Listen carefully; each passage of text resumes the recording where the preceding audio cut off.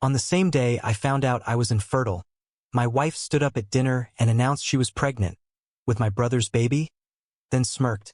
At least now there's a baby in the family. He added, you shouldn't have taken so long. They'd been sneaking around since our wedding. My parents told me to just move on. So I left a note and dropped the DNA test on their doorstep. I still remember the sound of the fork hitting the plate. That sharp clink was the moment my world cracked open. It was supposed to be a quiet family dinner. Just me, my wife Emily, my parents, and my younger brother Ryan. I'd just gotten back from my doctor's appointment. I hadn't told anyone yet what the doctor said because I was still trying to process it. The words were still burning in my head. I'm sorry, but you're infertile. Emily had known I'd been having tests done. We'd been trying for 2 years with no luck. I thought she'd be there for me, that we'd figure it out together. I thought we were a team. Dinner started normal enough. Mom made her usual lasagna.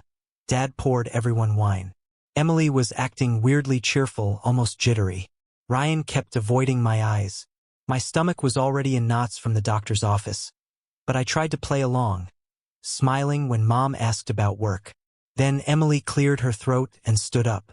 I actually have an announcement, she said, smiling like she just won the lottery. I'm pregnant. Everyone froze. My fork slipped from my hand. I stared at her, waiting for her to laugh, to say it was some kind of joke. But she just kept smiling wide, proud, glowing. My mom gasped. My dad clapped. Ryan looked down at his plate. And me? I just felt hollow.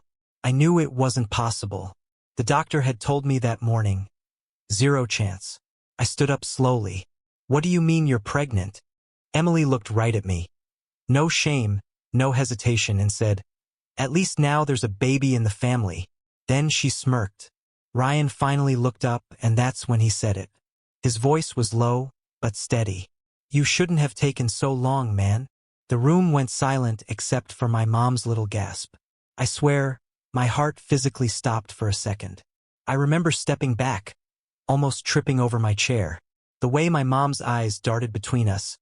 The way my dad muttered something like, now, let's be adults about this. I didn't even respond. I just walked out. I didn't trust myself to speak. That night, I drove aimlessly around Raleigh for hours. I ended up sleeping in my car outside a Walgreens, trying to wrap my head around what had just happened. My wife, my brother, a baby. The next morning, I went back to the doctor's office. I asked for a copy of my test results, signed and sealed. I also asked about a DNA test just in case. I didn't know what I was planning yet, but I knew I needed proof. Proof of what they'd done. Proof that I wasn't crazy. 2 weeks later, the results came in. Everything lined up exactly how I'd feared. And that's when I decided they weren't going to get away with it. Not Emily. Not Ryan. Not even my parents, who later told me to just move on when I confronted them. So I wrote a letter. A short one. Then I tucked the DNA results inside a plain envelope, sealed it, and drove to my parents' house at dawn. I left it on their doorstep. Then I got in my car and drove off, without looking back. But that was just the start. I had no idea how deep the betrayal really went. Before all this, I really thought I had it good. Emily and I met in college at NC State. She was the loud one in every room. Funny, sharp, the type who could talk anyone into anything. I was the quieter one, the steady guy who got things done. We started dating senior year, got married 2 years after graduation. Everyone called us the perfect match. My younger brother Ryan was my best man. He was always the golden child, charming, athletic, the kind of guy who could mess up and still land on his feet. He was the opposite of me, but I loved him like crazy. Growing up, I covered for him so many times. Late nights, broken windows, money he borrowed from my wallet. He'd flash that easy smile and I'd forgive him. That was just Ryan. Emily and Ryan got along right away. Too well, maybe. At first, I thought it was cute how they teased each other. She'd call him my brother in crime. He'd make jokes about how lucky I was to have her. We were all so close it never crossed my mind to be suspicious.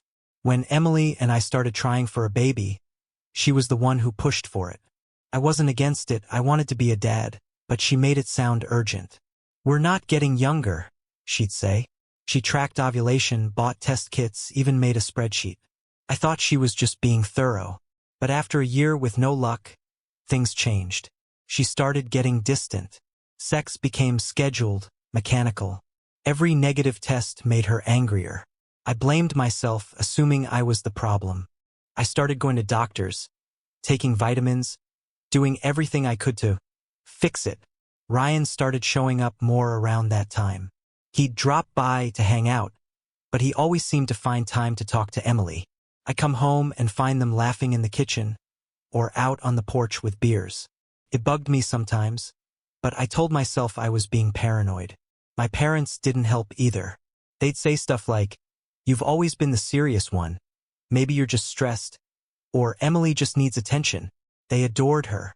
Mom treated her like a daughter she never had. When I finally got the doctor's call about being infertile, it crushed me. I sat in the parking lot for an hour, staring at the test results. My first thought wasn't even about me, it was about how I was going to tell Emily. I thought she'd cry, that we'd hold each other, that we'd figure out adoption or something. I never got the chance to tell her before that dinner. But looking back, I see all the little red flags. The secretive texts, the sudden nights out with the girls, the way Ryan always seemed to know when I'd be working late. After I left that envelope on their doorstep, my phone started blowing up. First Emily, then Ryan, then my mom. None of them were apologizing. They were angry at me. Mom said I embarrassed the family. Dad said I shouldn't air private things. Emily sent a text that just said, "You're pathetic." I didn't reply to any of them. I just packed a bag and rented a small apartment near downtown. I thought cutting contact would hurt them. But that's when I started learning how far their betrayal really went, and how planned it actually was. After I moved out, I thought I'd at least have some peace. I didn't. Every time my phone buzzed, it was either Emily or Ryan trying to guilt-trip me. They sent pictures of the baby nursery Emily had set up, a pink blanket with the name they'd picked already stitched on it. Ryan even sent me a picture of himself holding a tiny onesie, smiling like he was proud of something he'd won. It got worse when my parents started pressuring me. Mom kept calling, telling me I should forgive them, that I was ruining family harmony. Dad said, "Life isn't fair, son. Move on. You're making this harder on everyone." They weren't trying to help. They were trying to gaslight me, to make me feel like I was the bad guy for wanting justice. Meanwhile, I started noticing things about Emily and Ryan. They weren't subtle, they were sloppy. Every time I drove by Emily's old apartment to grab something, I saw Ryan's car parked out front, even though he didn't visit. I found a receipt for a joint vacation to Myrtle Beach that they told me was girls' trip for Emily. They were flaunting it, and part of me started to feel a cold rage I didn't think I had in me. Then one night I made a mistake. I got drunk and called Emily. I asked her straight up, "Is the baby mine?" Her laugh over the phone still haunts me. "No, genius. You can't have kids. Ryan's the father. Didn't you know?" That's when the reality hit me. I wasn't just being cheated on. This was deliberate, planned. They had been sneaking around since our wedding, probably plotting this moment for months, maybe longer. My own brother, the person I trusted most, had been betraying me with my wife, and now they were rubbing it in my face. I realized something else too. They were trying to destroy me emotionally. Every smug text, every photo, every casual, "At least there's a baby in the family," comment was calculated to remind me of what I couldn't have. They weren't just cheating, they were weaponizing it. I tried to think logically. What could I do? Confronting them hadn't worked. My parents had already chosen sides. The law wouldn't help unless I wanted a messy custody fight, and I had nothing to stand on, no evidence besides my own suspicions. That's when I remembered the DNA test I had quietly ordered after the doctor visit.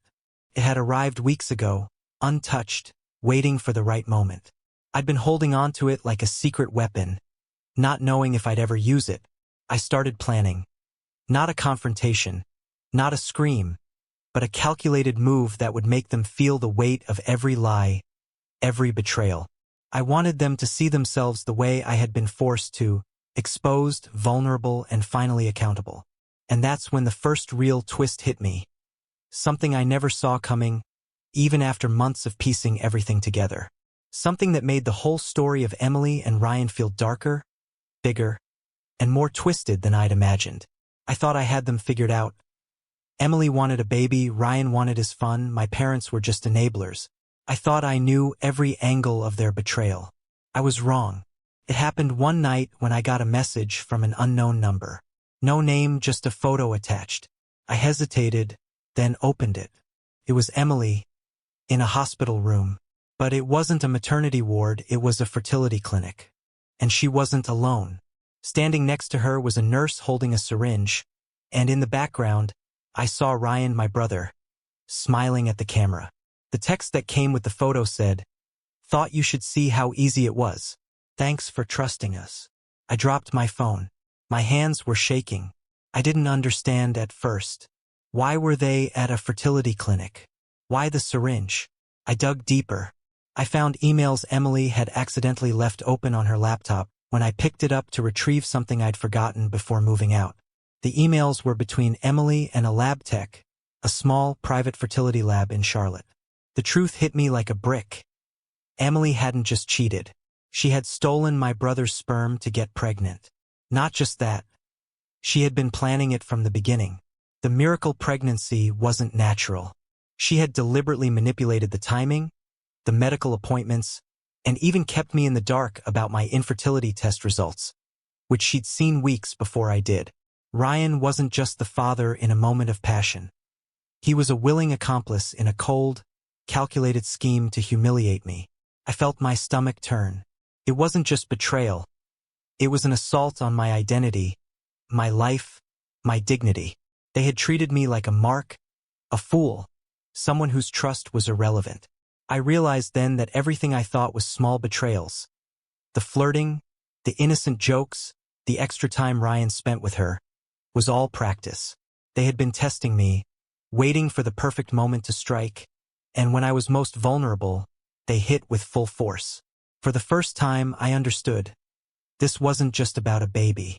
This was about control, about proving I was powerless, that I could be manipulated and humiliated for their entertainment. I sank to the floor, holding the phone like it had burned me. My mind raced through the evidence, through their words, their smirks, the dinner where they'd flaunted it. It was all intentional. Every detail of my torment had been planned. And that's when I knew whatever I was going to do next, it had to be meticulous. It had to be undeniable. They weren't going to get away with this. But I also realized something even scarier. If I wanted revenge, I had to go deeper than I ever imagined. Because this betrayal wasn't just emotional, it was criminal. And that's when the real plan started forming in my mind. The moment I understood that Emily and Ryan had planned it, that this wasn't some oops, we fell in love situation but a deliberate setup to crush me. I felt something inside me go cold. Not rage, not tears, just clarity. I stopped thinking like a husband. I stopped thinking like a brother. I started thinking like someone who had nothing left to lose. First, I needed distance. I blocked all of them.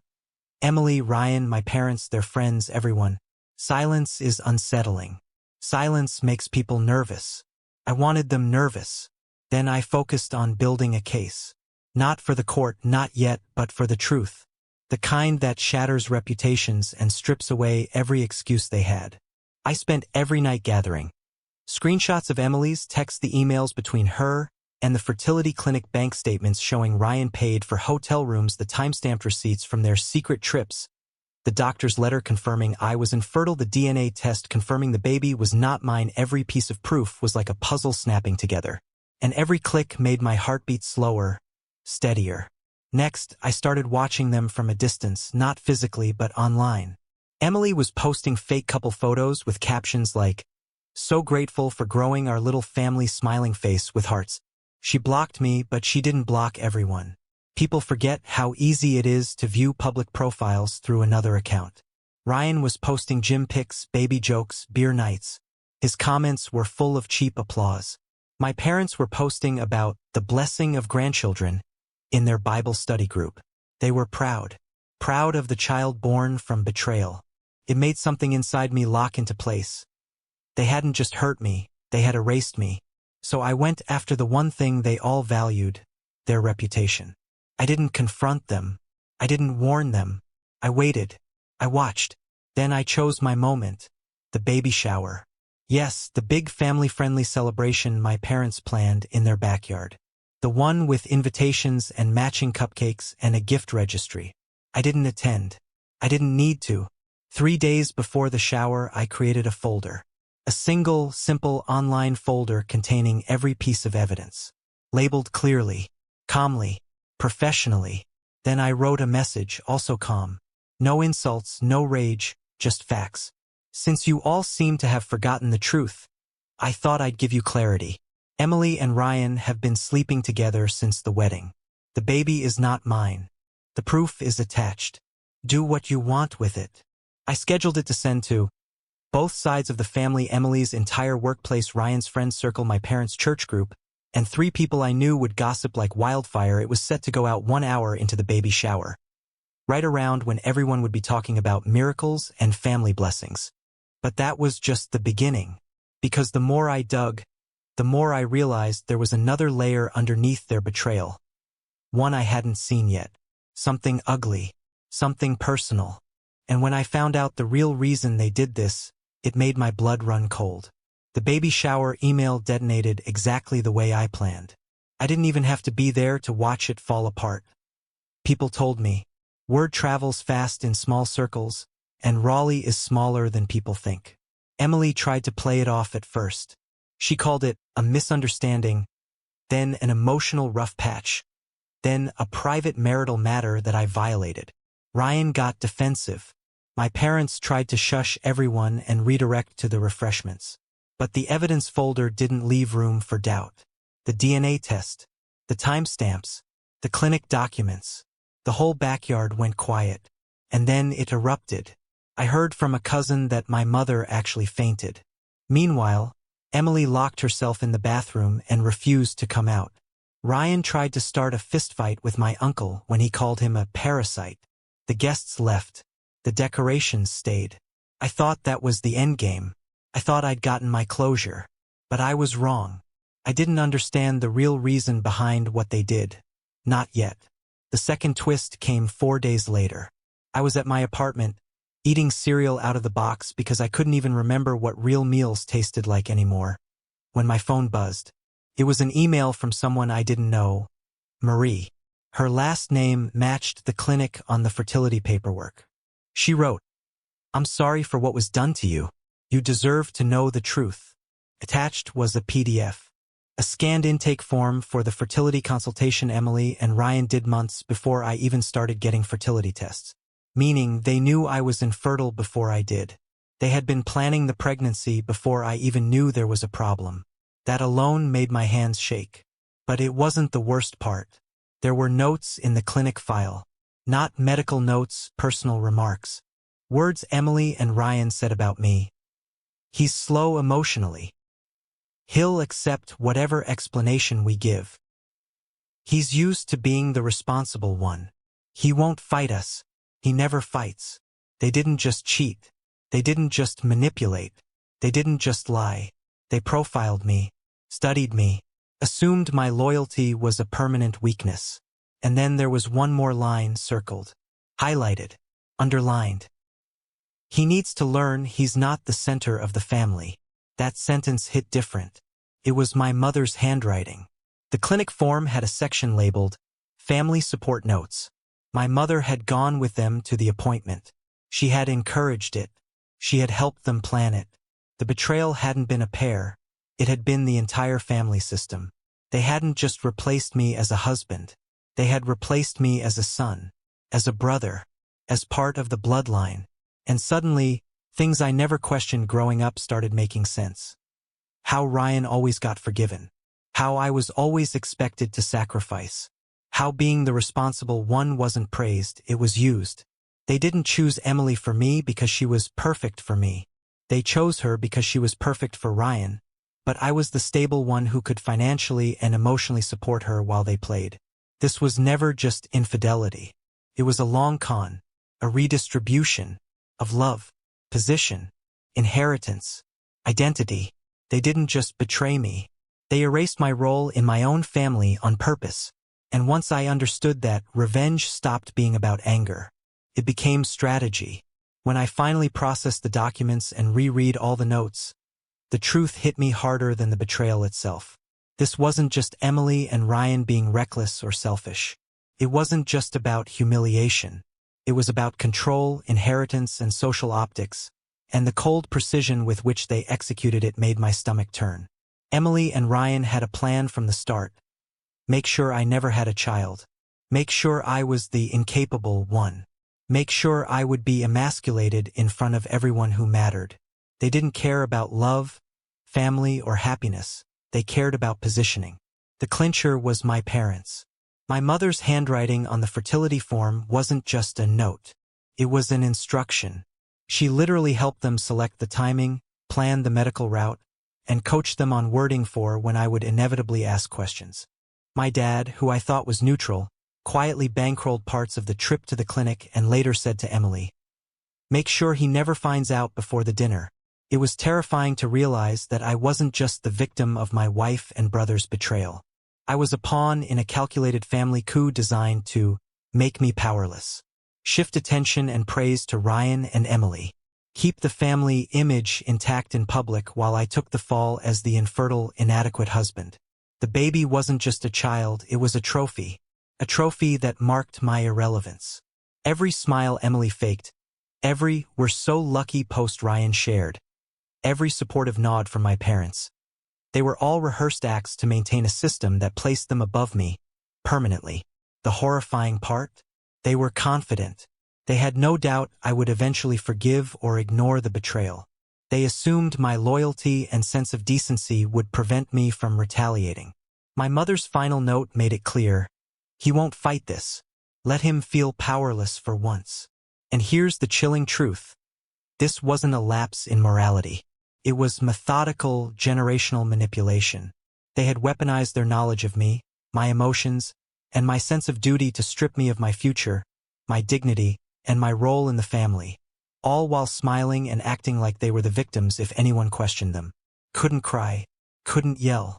I couldn't even breathe without thinking of the years I'd wasted believing I was part of a normal family. This wasn't just betrayal. This was the coldest form of calculation I've ever encountered in my life. And that's when I knew. My revenge couldn't just be exposure or a DNA test on the doorstep.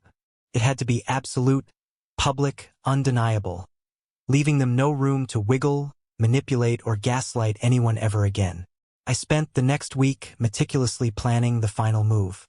Every step had to hit perfectly, and it had to hit hard. Because by this point, I wasn't just angry.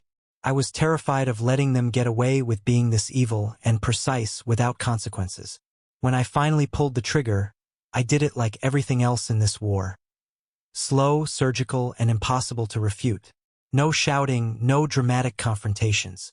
Just facts, paper trails, and the kind of quiet patience that comes from feeling like you have nothing left to lose. First, I hired a private investigator. Not to stage some lurid ambush, to gather things I hadn't already.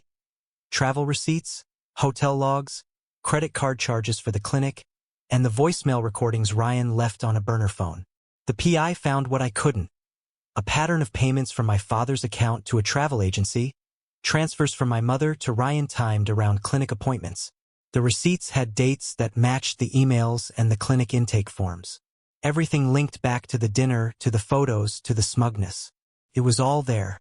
I took everything to a lawyer who specialized in fraud and family law. I wasn't trying to disappear them or get custody of a child that wasn't mine. I wanted two things, accountability and a public record. The lawyer filed a civil suit for intentional infliction of emotional distress and fraud against Emily and Ryan, and included my parents as co-conspirators. The filing was detailed, clinical, and impossible to spin away. While the suit was being filed, I contacted the clinic anonymously and handed over the medical documents the PI found. I also contacted a reporter at the Raleigh paper, someone who still cared about stories where small-town reputations got exposed. I sent the reporter the intake forms, the emails, and the bank transfers, then let the law and journalism do the rest. The fallout was immediate and surgical. The clinic was investigated for procedural violations. 2 staff members were suspended. Emily's HR department opened a misconduct investigation after the paper published the story with the attached evidence. Ryan was put on unpaid leave from his job when his employer found out he'd used company trips and client funds to cover clinic expenses. My parents' church started receiving whispered calls. The family name I grew up under, the one that used to mean safety, became a cautionary tale at potlucks. The court hearings were ugly. My parents testified, trying to rewrite their involvement as support and love. Emily sobbed on the stand, but the emails and clinic notes didn't cry. A mediator pushed us to settle. I could have taken more money, apologies, a quiet retraction, but I wanted something simpler and purer, an admission and a timeline. They signed a settlement that required a public statement acknowledging the deception, paying for the clinic's investigative fees, and mandatory counseling for everyone named in the suit. It wasn't vengeance in the cinematic sense. It was legal, public, and irreversible. After the verdict, the silence that followed felt cleaner than anything I'd had in years. People stopped asking me to move on like it was a favor. They started treating the situation like it was, finally, real. My mother stopped texting me Bible verses and began answering to the consequences of her handwriting on that intake form. Ryan avoided family events. Emily left town with her trophy, not to raise it in peace, but to avoid constant reminders of what she'd done. I don't pretend the pain vanished. It lives in small things. The hollow where I imagined my child would be, the first awkward holidays without the person who shared my last name. But I sleep better now. I've been in therapy. I started running again. I met a woman at a used bookstore who laughed at the same terrible puns I do. She's not a savior. She's just someone who likes me without an agenda. Most nights I drive by my parents' house. Their porch light is on less. The yard sometimes looks like a place where regret waters the flowers. It's not the theatrical ending I dreamed of when I planned every folder and subpoena. But it's true, and truth has a weight that lies don't. Revenge didn't give me a baby. It didn't erase the years I wasted trusting them. What it did was strip the performance away and make them answer in public for the roles they rehearsed in private. That felt at last like justice. And when I laugh now, small, unguarded, late at night with someone who actually sees me, it's proof that the thing they tried to erase was never gone. It was just waiting for me to stop being quiet about it. Kicker. I guess the one thing they never calculated was me refusing to be the sad supporting actor in my own life, so I wrote myself into the lead.